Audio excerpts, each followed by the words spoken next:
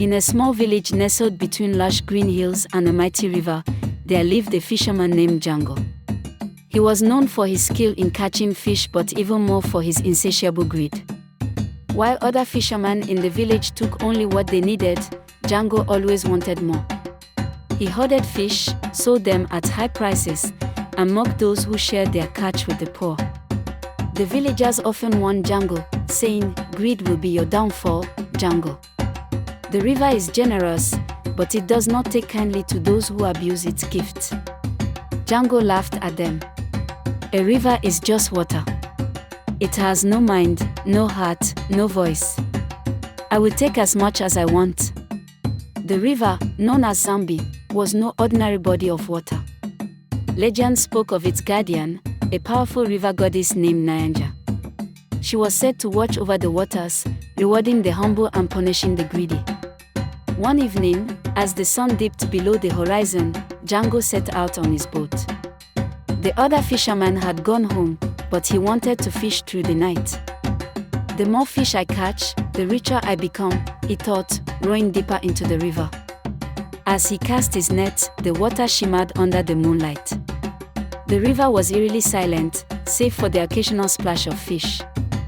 Then, something extraordinary happened. His net grew heavy, impossibly heavy. He pulled with all his might, his muscles straining, sweat dripping from his brow. When he finally hauled the net into the boat, his eyes widened in astonishment. A massive golden fish lay writhing in his net.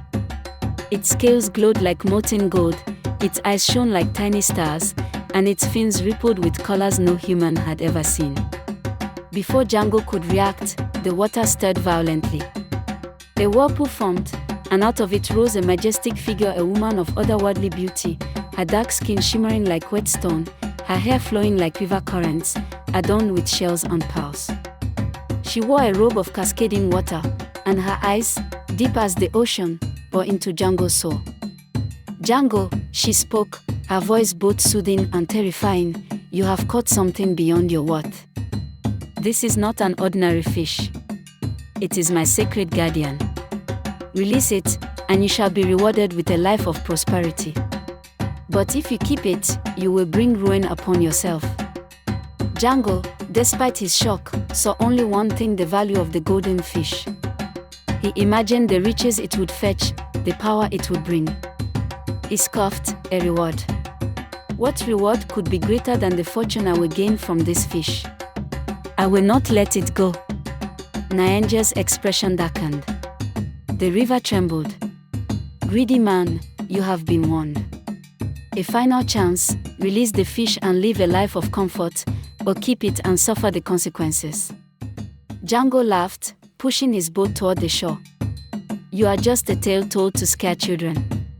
If you were truly powerful, you would take the fish yourself." With that, he grabbed the fish and threw it into a wooden barrel, slamming the lid shut. As soon as the lid closed, the river roared. The sky darkened, thunder rumbled, and the waters churned violently. Jango's boat rocked wildly, but he was too blinded by greed to care. He rowed as fast as he could, his eyes fixed on the shore. But as he neared the land, an eerie sound filled the air, a whisper, a chant, an echo of something ancient and powerful. The barrel began to shake. Jango's pulse quickened. Then, suddenly, the boat stopped. Not because it had reached land, but because unseen hands had gripped its edges. Cold, wet fingers crawled up Jango's legs. He screamed, kicking and thrashing, but the hands were relentless. Out of the water rose figures, ghostly shapes with hollow eyes, their bodies made of mist and river foam.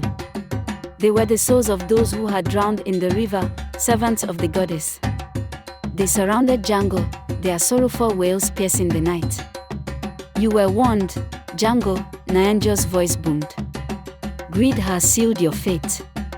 The golden fish, still locked inside the barrel, began to glow. A blinding light burst from within, and the wooden barrel shattered into pieces.